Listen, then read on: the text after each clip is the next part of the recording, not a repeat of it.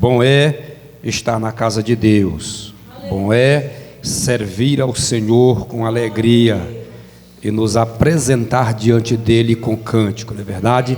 É assim que diz a palavra do Senhor, nosso Deus. Quero trazer uma palavra aos irmãos nesta noite, baseado naquilo que nós lemos, na leitura que nós abrimos o trabalho do Senhor Jesus Cristo, do capítulo 12 de Atos dos Apóstolos. Prometo aos irmãos que nós vamos ser rápido, nós não vamos enfadar os irmãos, 10 horas nós estamos terminando, prometo de não passar das 10, é brincadeira, irmãos, prometo aos irmãos que nós vamos ser rápido. Louvamos a Deus, não é verdade, porque nós já sentimos a presença de Deus em nosso meio, e cremos e acreditamos pela palavra de Deus que o Senhor nesta noite está presente conosco. Na noite desse dia nós lemos a palavra de Deus no capítulo 12 de Atos dos Apóstolos. Eu sei que os irmãos conhecem muito bem esta palavra. Bom é quando nós trazemos algo que os irmãos conhecem, não é verdade? Porque se nós trouxéssemos aqui uma palavra estranha, não ao conhecimento dos irmãos, ia ficar ruim, não é verdade? Mas é bom porque os irmãos conhecem a palavra do Senhor nosso Deus. E neste texto que nós lemos, fala de um grande milagre operado por Jesus Cristo na vida de um pastor. Não é verdade? A Bíblia mostra o apóstolo Pedro como pastor de Jerusalém, da igreja primitiva que se iniciava, na verdade, ou que estava dando os seus primeiros passos por aqueles dias. Não que a igreja nascera naqueles dias, a igreja já nascera bem antes, não é verdade? Quando Jesus olha para Pedro, e Jesus olha para Pedro e diz: tu és Pedro, e sobre esta pedra edificarei a minha igreja. Jesus Cristo estava implantando a igreja dele aqui na terra, mas a Bíblia nos trata que depois que Jesus Cristo foi crucificado, ressuscitou, ainda andou com os discípulos por alguns dias na terra, mas chegou um dado momento que ele precisou se despedir e voltar para a glória. Para nós entender melhor, na verdade, este texto sagrado, nós precisamos nos basear ou tomar um ponto de partida, e eu quero nesta noite me centralizar no capítulo de número 1 de Atos dos Apóstolos, quando Jesus chama os discípulos para um particular e dá as últimas instruções antes de ele subir para a glória. Qual foi a instrução que Jesus Cristo deixou para os discípulos, para os apóstolos, que a partir daquele momento estariam assumindo o ministério aqui na terra? Pois o do nosso mestre, o de Jesus Cristo, estava findando, ele precisava voltar para a glória, de onde ele veio, e os discípulos ali iam continuar a obra do Senhor Jesus Cristo. Se os irmãos tiverem, eu acredito que sim, acompanhado, na verdade, a trajetória de Jesus Cristo, os irmãos bem sabem que desde antes Jesus Cristo já falava para os discípulos acerca daquilo que eles iam enfrentar, ou daquilo que eles iam passar, quando eles assumissem a obra na terra, como igreja. Jesus Cristo disse: tende bom ânimo, porque no mundo vocês terão tribulação, tereis aflição. Jesus disse: mas tende bom ânimo, porque eu venci. E aí Jesus disse para os discípulos: olha, do modo que vocês estão, do jeito que vocês estão, vocês não podem enfrentar o mundo, vocês não podem sair pregando o evangelho, porque vocês vão parar diante da primeira luta que vocês vão encontrar para frente. Mas vocês saindo daqui, no capítulo 1, ele diz: vocês saindo daqui, vão para Jerusalém, entrem no templo, e lá vocês esperem espera, persevera, até que do alto receba o revestimento, o poder, o consolador que é vindo de Deus. E a Bíblia diz que os discípulos, saindo dali, da presença de Jesus, depois que ele é recebido nas nuvens no céu, eles entram no templo e eles perseveram, não por um dia, não por 2, 3, 4, 5, a Bíblia diz que eles passaram até o 9º dia, eles estavam ali orando, perseverando, buscando e esperando na promessa. No 10º dia, a Bíblia diz, no capítulo 2 de Atos dos Apóstolos, a Bíblia diz que eles ouviram um som de um vento veemente, e eles viram a língua como que de fogo, que pairava sobre eles, e o Espírito Santo desceu sobre todos os que estavam ali presentes, foram revestidos, receberam o poder que Jesus Cristo prometera, e agora eles estavam prontos para enfrentar os problemas, luta que iam encontrar pela frente. Eles estavam prontos para pregar o Evangelho, mas lá quando Jesus instruiu eles, Jesus disse: aí depois destas coisas, vocês vão ser minhas testemunhas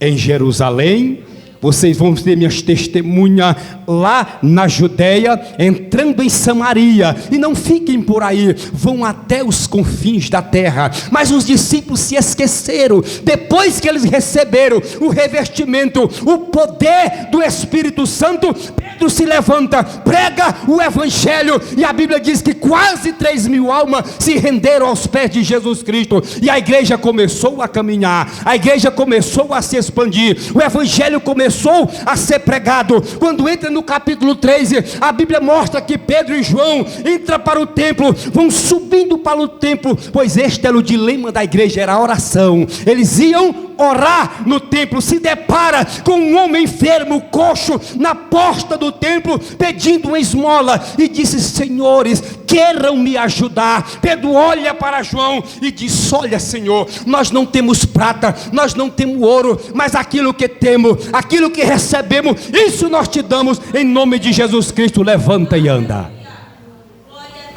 Por causa deste milagre, a Bíblia diz que houve um alvoroço, a perseguição se levantou, porque os homens percorriam nos corredores da igreja e fitavam os olhos em Pedro e em João, pensando que se por as suas próprias virtudes aquilo tinha acontecido. E aí Pedro mais uma vez se levanta e diz: varões galileus, ou varões judeus, por que vocês estão com os olhos fitos em nós, como que se pelas nossas próprias virtudes isso aconteceu?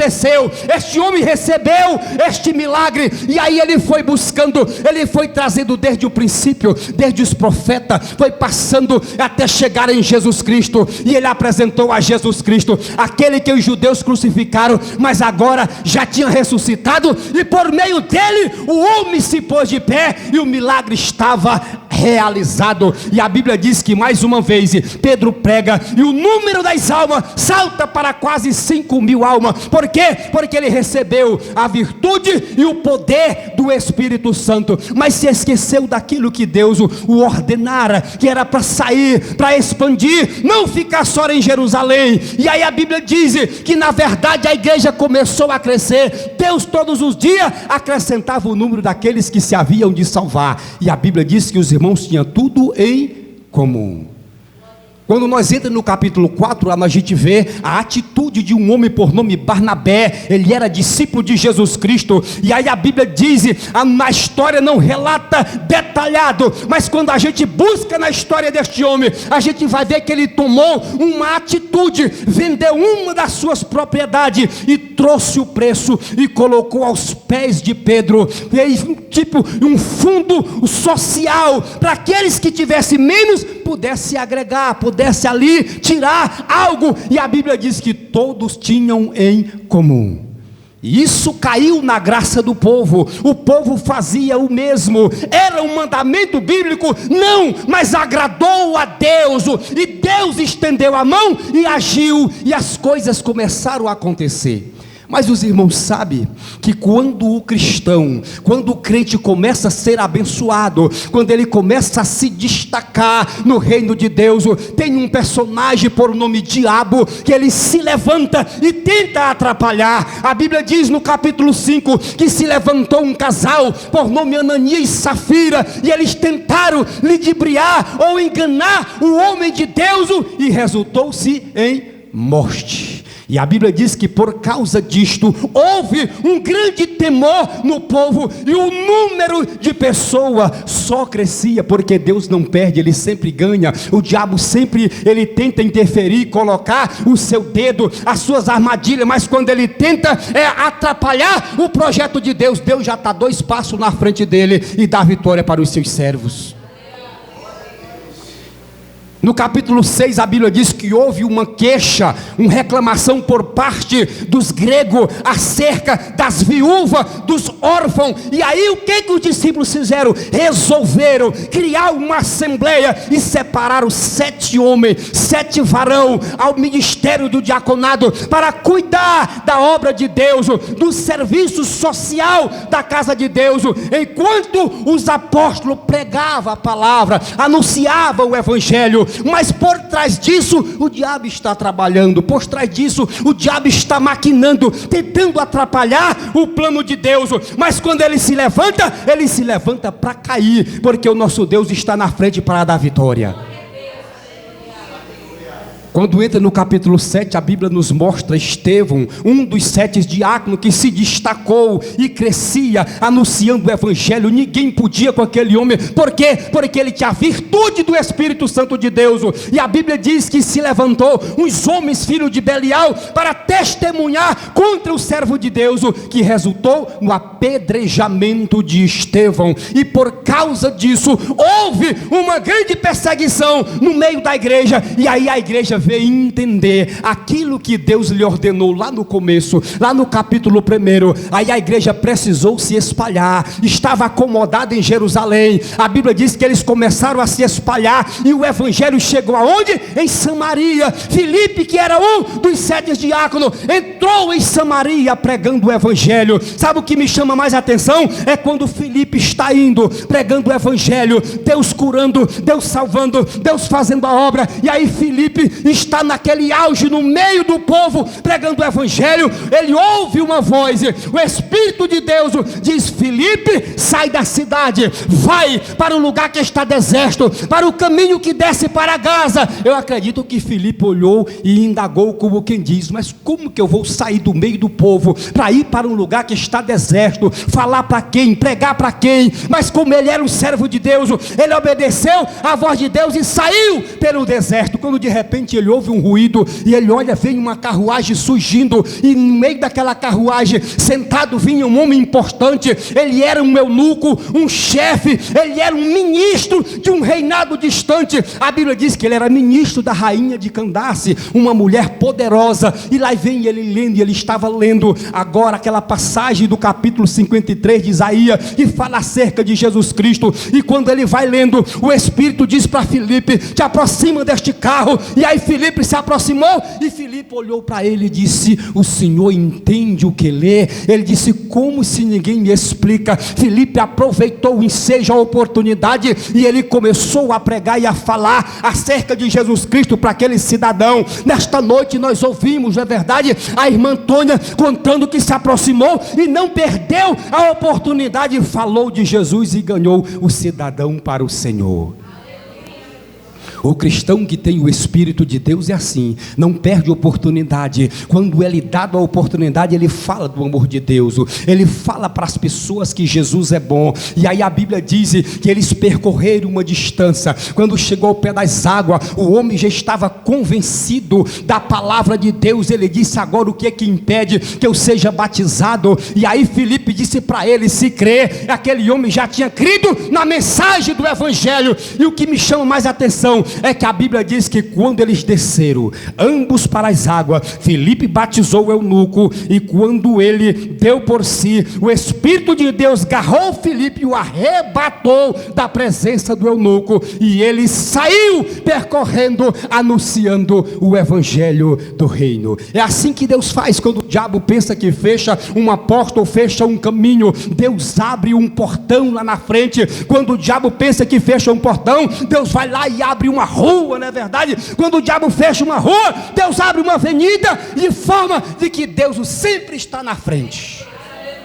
E é esse que você está servindo nesta noite.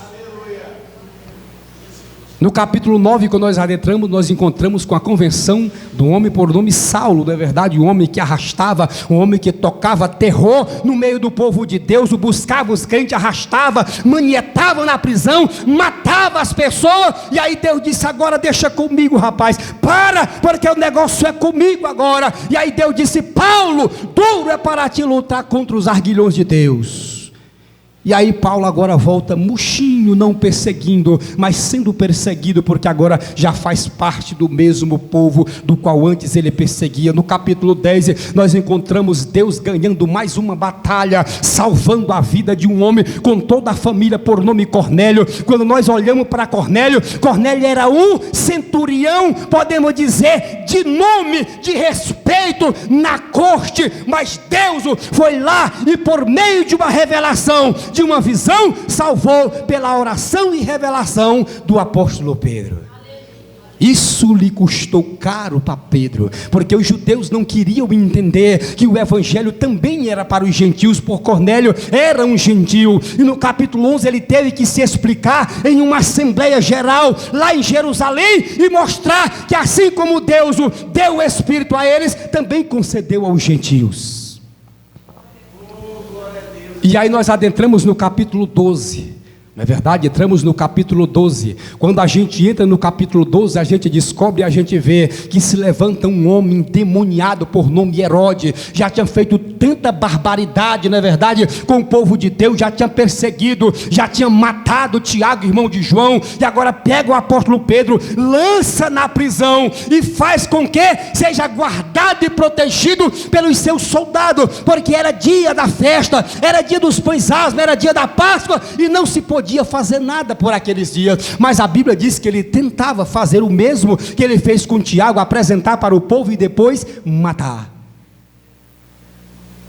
Mas os irmãos, eu sei que os irmãos atentaram bem para a palavra e ouviram muito bem que, na verdade, quando Pedro era guardado na prisão, a igreja fazia contínua oração por ele a Deus. Em meio à luta, em meio à perseguição, em meio aos problemas, a igreja não pensou duas vezes. Ela foi lá, reuniu na casa de Maria, mãe de João Marco, e dobrou o joelho e começou a dizer para Deus: olha, o nosso pastor está preso, está condenado à morte pelo rei. E aí a igreja começou a questionar a causa e colocar diante de Deus, quando de repente acontece um desfecho na prisão, porque Deus está nos céus, mas Ele está te olhando, Ele está te vendo. No Salmo 113 e o versículo 5, a Bíblia diz: quem é como o Senhor nosso Deus, que se curva para ver o que está nos céus e na terra.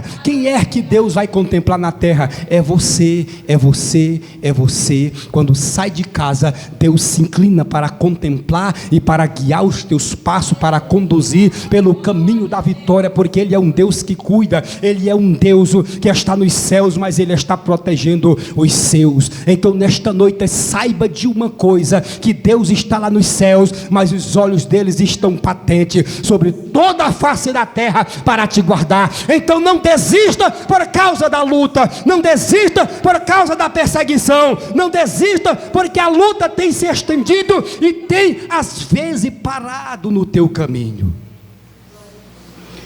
O apóstolo Paulo, quando ele escreveu aos Romanos no capítulo 12 e o versículo 12, ele disse para os irmãos: alegrai-vos na esperança, sede paciente nas tribulação, mas perseverai na oração. Então está provado pela palavra de Deus que é através da oração que nós vamos vencer os obstáculos da vida. É através da perseverança que nós vamos alcançar a nossa vitória. Não importa, irmão, se a luta está grande ou bate na tua porta, não importa se às vezes o cansaço do dia tenta nos impedir. A Bíblia diz na carta aos Hebreus, no capítulo 12 e o versículo 12: tornai a levantar as mãos cansadas e o joelho desconjuntado, e fazei vereda direita para vossos pés, para que aqueles que manquejam não se desviam, mas antes sejam sarados. Então, na verdade, você aqui na terra é um testemunha de Jesus Cristo, é um testemunha de Deus. Então nós não podemos baixar a cabeça e nem recuar por causa da luta, por causa dos problemas.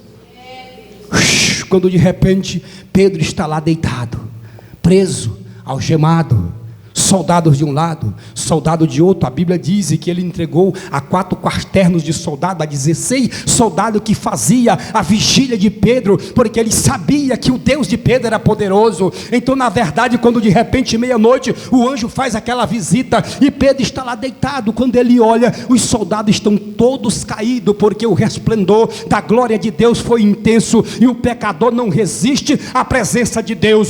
Então, na verdade, Pedro olhou, e o anjo olhou para Pedro e disse: Pedro, levanta-te. E Pedro entendia que na verdade ele estava tendo uma visão, não sabia ele que era real tudo aquilo que estava acontecendo. Pedro, levanta-te. Pedro levantou, ele disse: agora calça as tuas sandálias. E ele calçou. Ele disse: agora cinge as tuas costas, joga nas tuas costas a tua capa e segue-me. E aí Pedro, como é um homem obediente, ele vai seguindo o anjo, mas pensando de estar tendo uma visão, pois ele estava dormindo. A Bíblia diz que ele estava dormindo ligado a 2 cadeias, e aí ele vai seguindo. Quando chega na porta de ferro que dá para a cidade, a porta abriu, porque ali estava a presença de Deus. Eles percorreram, e a Bíblia diz que eles percorreram uma rua, e aí quando eles saíram fora dos termos da prisão, e aí o anjo desapareceu, e Pedro olhou para um lado, olhou para o outro, e aí ele levantou a sua voz ao céu e disse: agora eu sei verdadeiramente que o Senhor enviou o seu anjo e me livrou da mão de Herodes e de tudo quanto o povo judeu esperava. O que o povo judeu esperava? A cabeça de Pedro. Esperava a cabeça de Pedro rolar, mas Deus foi lá e visitou e deu vitória, porque Ele é um Deus que tudo pode, é um Deus que tudo vê, é um Deus que cuida, é um Deus que te acompanha, é um Deus que está te protegendo, é um Deus que vai contigo aonde quer que tu for. Mas tem um detalhe, irmãos, que Deus só vai comigo se eu convidar. Deus só me acompanha se eu disser para Ele: Senhor, vai comigo. Se eu me levantar pela manhã, dobrar o meu joelho e convidar Deus, vai comigo ao trabalho, Ele vai comigo. Alguém pode dizer: mas por que acontece acidente com o cristão? São intempéries da vida, são problemas da vida, são coisas do cotidiano, estamos sujeitos a passar por isso, mas Deus nos protege e nos dá vitória, nos guarda, na verdade, de algo pior, e sempre está conosco para nos ajudar. Agora, se eu não convidar Ele, Ele vai ficar para trás, não é verdade? Não porque Ele não tenha poder, é porque Ele é educado. Tem um certo cantor que ele comentou uma certa vez que no auge da sua carreira ele estava bem, tinha show marcado, toda a agenda estava cheia, e aí ele foi ficando eufórico com aquilo, na verdade, deixou tudo subir para a cabeça, e aí deixou de orar, deixou de colocar Deus na frente, e aí as coisas começaram a desmoronar, começaram a voltar para trás, e quando dá um dia, ele olhou na sua agenda, não tinha mais nada, ele estava sozinho, ninguém convidava ele mais para pregar, para cantar, e aí ele disse: eu preciso ter uma conversa com Jesus. Ele disse que pegou uma cadeira, botou dentro do quarto, na frente dele, sentou em outra, e ele disse: Jesus, senta aqui nesta cadeira, me diz uma coisa, aonde é que o Senhor está na minha vida, porque as coisas não estão dando mais certo. Ele disse que ouviu uma voz bradar por cima da cabeça dele, e disse: eu estou de fora da tua vida, porque foi lá que tu me colocou, tu nunca mais me convidou para nada, nunca mais me colocou na tua agenda, pois eu fiquei de fora, enquanto tu não me convidar eu não vou. É assim que Deus faz. Os irmãos sabem que Pedro, na verdade, quando ele estava lá naufragando nas águas, descendo, Jesus estava presente na frente dele, mas Jesus deixou, quando ele foi naufragando, e aí ele se lembrou que o mestre estava ali. Jesus, socorre-me porque eu vou perecer. Aí a Bíblia diz que Jesus estendeu a mão e socorreu, porque Jesus é aquele que conhece todas as coisas, conhece o meu, o teu coração nesta noite. Não é verdade? Que nós possamos guardar esta palavra no nosso coração, prosseguir servindo a Deus e não desistindo por causa da luta, mas perseverando, mesmo que seja em meio às aflições da vida. Que Deus possa nos abençoar e nos guardar no seu amor para sempre.